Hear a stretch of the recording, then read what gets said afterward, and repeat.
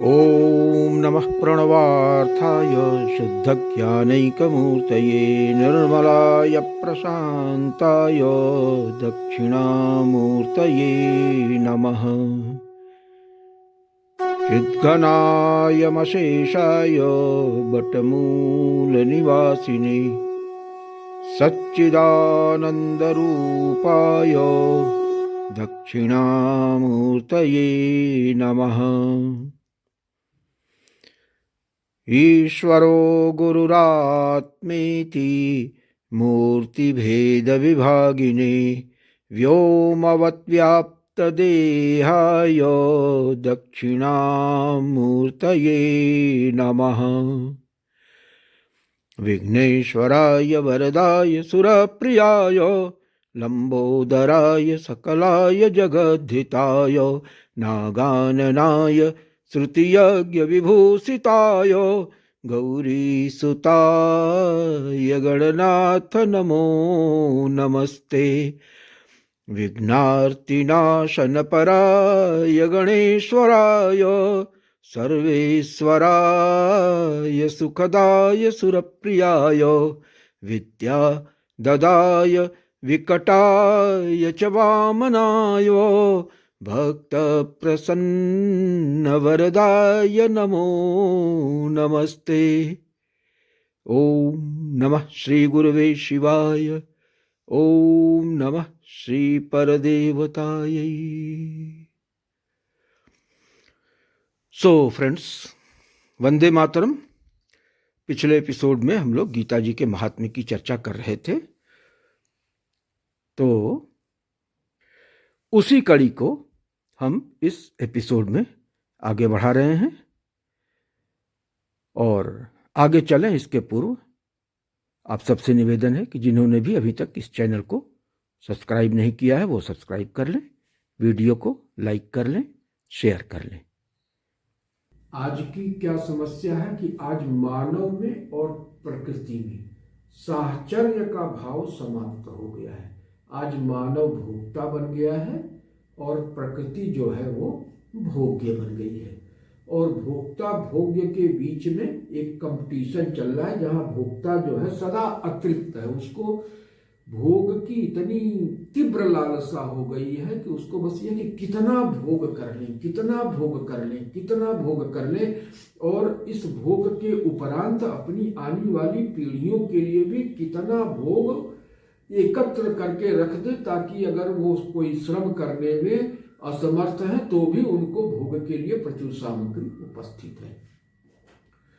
तो इसके चलते प्रकृति का जो क्रूर और बेतहाशा दोहन शोषण हो रहा है, तो एक पर्यावरणीय असंतुलन पैदा हो रहा है।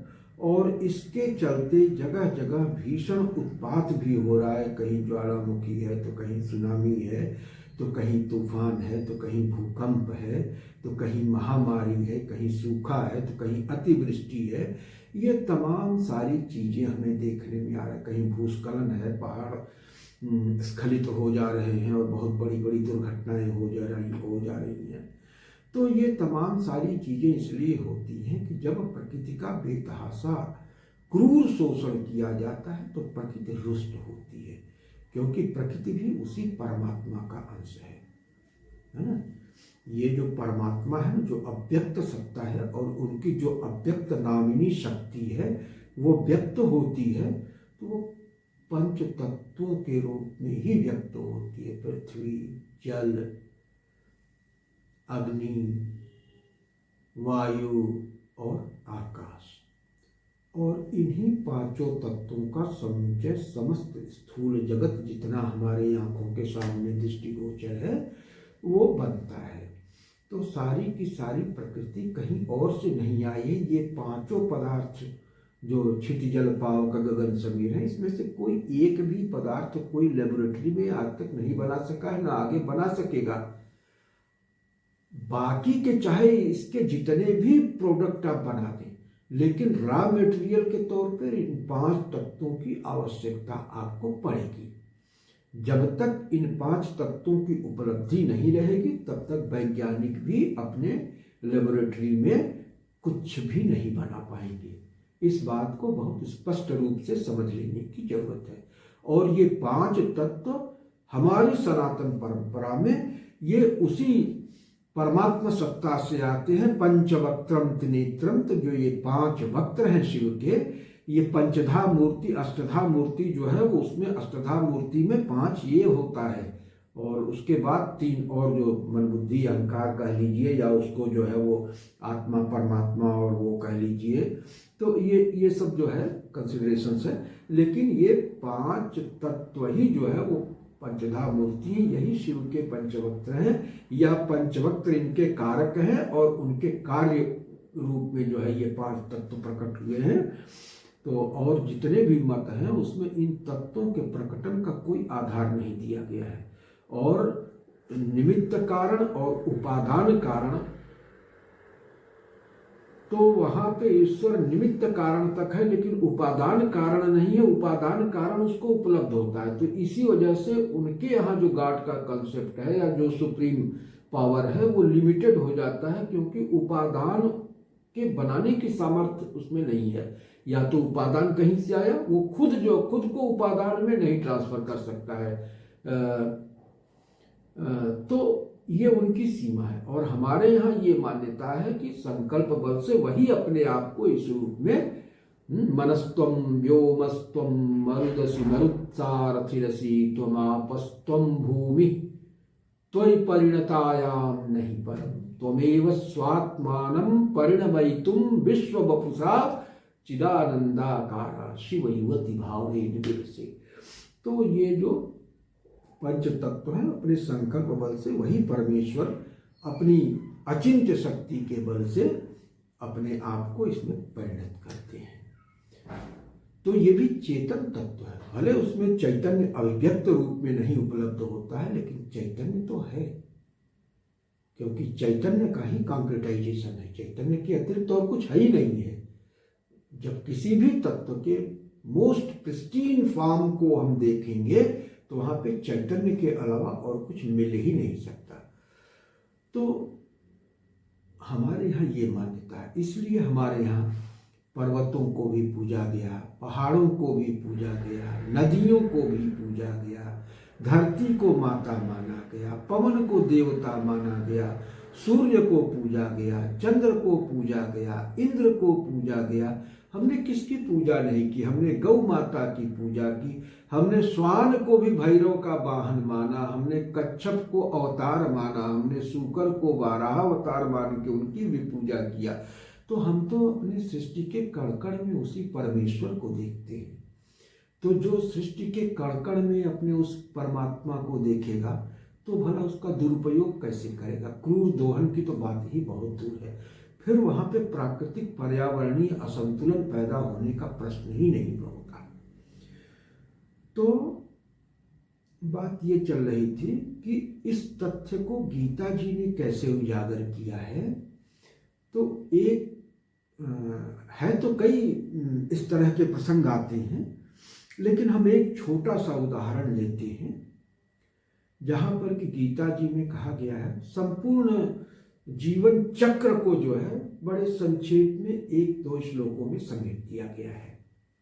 बड़ा ही विशेष रूप से वो गौर करने लायक है।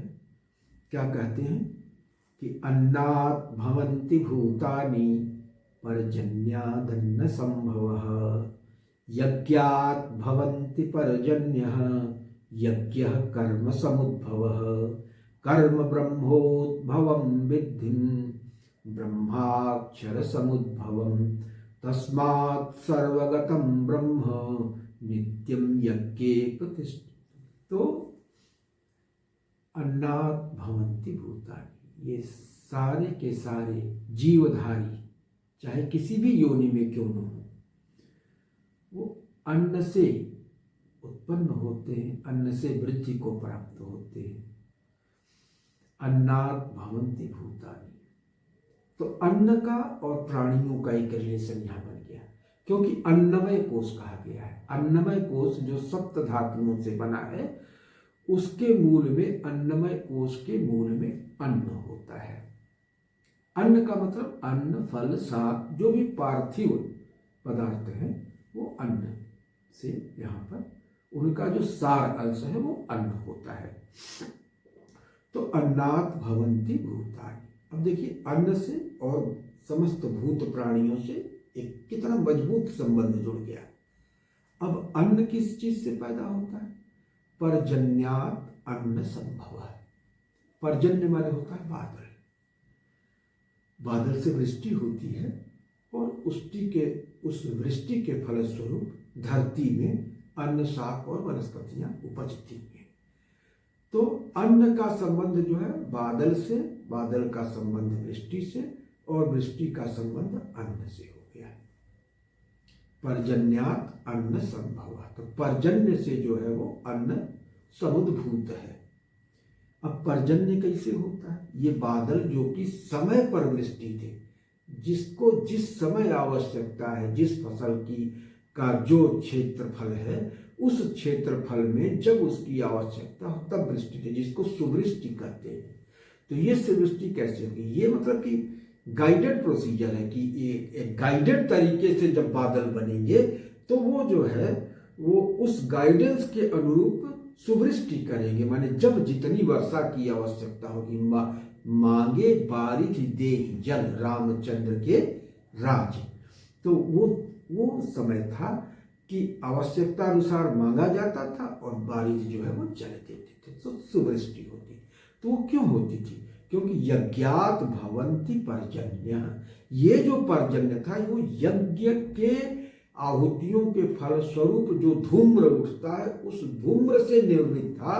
तो उसमें मंत्रों की चेतना निहित थी और उसके परिगठन के लिए हव्य सामग्री भी यज्ञीय थी।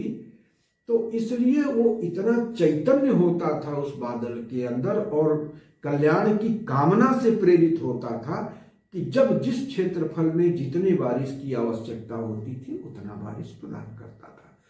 तो यज्ञात् भवन्ति पर्जन्य। अब यज्ञ कैसे होगा भाई? ये भी जानना जरूरी है। नहीं तो पर्जन्य तक तो हम समझ लिए, लेकिन यज्ञ को नहीं समझ। यज्ञ कर्म समुद्भवः। तो यज्ञ जो है कर्म समुद्भूत है। कर्म का मतलब क्या हुआ कि यज्ञ के लिए जो है वो वेदी चाहिए, यज्ञ के लिए सामग्री चाहिए, यज्ञ के लिए समिधा चाहिए, यज्ञ के लिए घृत चाहिए, यज्ञ के लिए मंत्र चाहिए, यज्ञ के लिए होता चाहिए, यज्ञ के लिए ब्रह्मा चाहिए। तो ये सारा यज्ञ का विधान है। तो इन सारे विधानों को पूर्ण करने के लिए नानाविध कर्म, नानाविध चेष्टाएं करनी होंगी। तो वो सारी चेष्टाओं के फलस्वरूप यज्ञ होता है। अब उन चेष्टाओं का निर्देशन कहां से प्राप्त होगा? क्योंकि ऐसा तो है नहीं कि बेसिर पैर के जिसके जो मन में आया उस तरह का कर्म कर दिया, उस तरह की चेष्टा कर दिया तो यज्ञ हो जाएगा। वो यज्ञ नहीं होगा। यज्ञ कौन सा? यज्ञ कर्म, कर्म ब्रह्मोद्भवम विद्धिम। कर्म का विधान जो है वो वेदों से प्राप्त होता है। तो वेद विहित जो विधान है उसके अनुरूप कर्म करते हुए जो यज्ञ संपादित किया जाएगा, उस यज्ञ के संपादन के परिणाम स्वरूप जो धूम्र ऊपर जाके बादल बनेगा, उस बादल से सुवृष्टि होगी, जिसके फलस्वरूप अन्न शाक उत्पन्न होंगे, जिससे प्राणियों का भरण पोषण होगा। तो कर्म ब्रह्मोद्भवम विद्धिम। तो यहाँ पे वेद आ गया। ब्रह्म का आशय यहाँ पर वेद से है। कर्म ब्रह्मोद्भवम विद्धिम, क्योंकि वो सारा प्रोटोकॉल और प्रोसीजर जो है वो वेदों के में प्रदत्त है कि यज्ञ का विधान क्या होगा, किन मंत्रों का प्रयोग होगा। तो संहिता भाग में उन मंत्रों को दिया गया है, ब्राह्मण भाग में यज्ञ का विधान दिया गया है, कर्म की व्याख्या की गई है, आरण्यक में उसके गुण आध्यात्मिक तत्वों का विवेचन किया गया है। तो इस तरह से जो है कर्म ब्रह्मोद्भवम विद्धिम। अब इसके लिए जो है वो जो वेद के 6 अंग हैं, जिसमें शिक्षा है, कल्प है, निरुक्त है, व्याकरण है। तो ये सारी चीज़ों में जो है ज्योतिष है, जिससे काल गणना करते हैं कि किस काल गणना में किस तरह से जो है इसका यज्ञ का कर्म करना चाहिए। तो ये सारी चीज जो है वो वेद के जो 6 अंग बताए गए हैं उन 6 अंगों में दिया हुआ है। तो कर्म ब्रह्मोद्भवम विद्धिम ब्रह्माक्षर समुद्भवम। और ये ब्रह्म यानी वेद, वेद कहाँ से आए? तो ब्रह्माक्षर समुद्भवम, अक्षर तत्व, अक्षर अविनाशी तत्व जो है वही पर ब्रह्म है। तो ये शब्द ब्रह्म है, वेद जो है वो शब्द ब्रह्म है और वो अक्षर ब्रह्म है, वो पर ब्रह्म है। तो पर ब्रह्म से शब्द ब्रह्म की उत्पत्ति हुई और शब्द ब्रह्म से ये सृष्टि प्रचलित हुई है। इसको आर्थी सृष्टि कहते हैं। पहले शाब्दिक सृष्टि और फिर उसके बाद आर्थी सृष्टि। तो ब्रह्माक्षर समुद्भवम तस्मात् सर्वगतं ब्रह्म नित्यं यज्ञे प्रतिष्ठितम।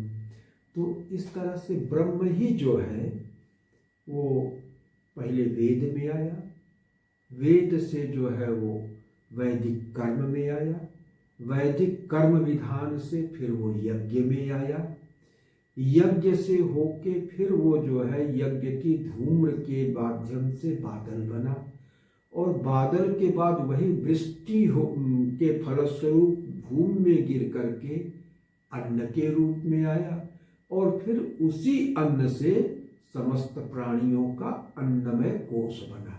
माने ब्रह्म से लेकर और प्राणी जगत तक एक तार में सबका सब गुथ गया।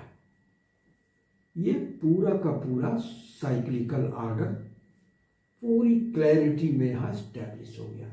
तो एक भी कड़ी अगर कहीं से भंग होगी तो पूरा का पूरा जीवन चक्र जो है पारिस्थितिकी तंत्र अव्यवस्थित हो जाएगा। तो इसीलिए जो है कहा गया कि यज्ञ सहयज्ञ प्रजा सृष्ट्वा पुरोवाच प्रजापतिम अनेन प्रसयिष्वत्व ईशवोष्टि स्पष्ट कामधुक।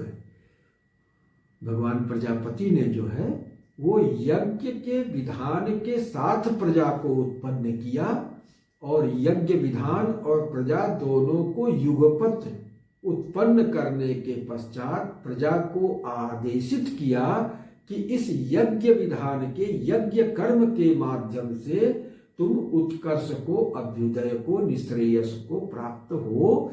यही तुम्हारी समस्त कामनाओं की पूर्ति का बायस बनेगा, माध्यम बनेगा, हेतु बनेगा। अनेन प्रसयिष्वत्व ये सब स्पष्ट काम। और यज्ञ का मतलब क्या है? यज्ञ का मतलब जो कुछ भी आपको अपनी क्षुधा तृप्त करने से, अपनी नितांत मौलिक आवश्यकताओं को पूर्ण करने के उपरांत बचता है उसको इदम अग्ने इदम न मम, ये बृहत्तर समाज को समर्पित करने की भावना। अग्नि को समर्पित करते हैं, पूरे पर्यावरण को समर्पित करते हैं। यज्ञ में जिनका भी योगदान होता है, जो समिधा लाते हैं, जो होता होते हैं, जो ब्रह्मा होते हैं, जो यज्ञ की विधि बनाते हैं, जो लेपन का कार्य करते हैं, जो भूमि छेदन का कार्य करते हैं, यज्ञ से संबंधित तमाम कार्य होते हैं, तो उन सारे लोगों के मध्य में जो है वो संपदा का वितरण होता है और इसमें कोई बलपूर्वक किसी को नहीं वो करता है। जिनके पास आवश्यकता से अधिक होता है वो लाके यज्ञ के निमित्त औसत स्थान पर रख भी देते हैं। तो ये बिना किसी बल प्रयोग के ये इक्वल डिस्ट्रीब्यूशन का विधान है।